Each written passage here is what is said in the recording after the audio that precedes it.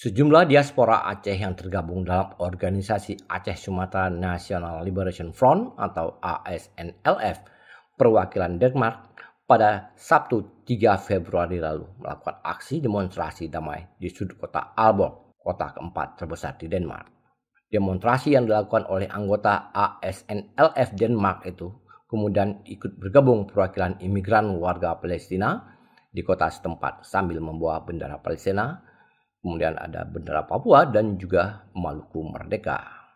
Aksi demonstrasi itu memperingati tragedi pembantian warga sipil di Kecamatan Simpang Ulim, Kabupaten Aceh Timur pada 25 tahun lalu, di mana mayat warga sipil tak bersenjata dibuang di Sungai Arakundo.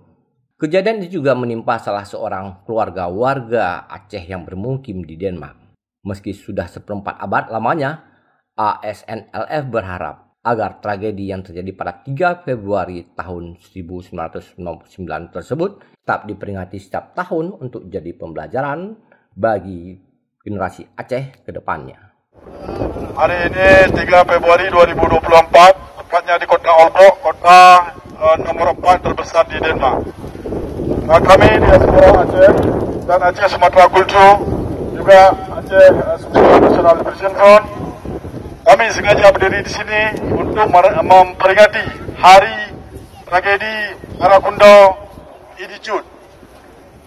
Pihak Indonesia, pihak TNI membunuh rakyat sipil yang kami tidak bisa menerima, dan hal itu melanggar dengan hak asasi manusia. Kami sengaja melakukan hal ini agar semua bangsa Aceh, semua bangsa di dunia mengetahui kejahatan Indonesia yang dilakukan terhadap rakyat jelata.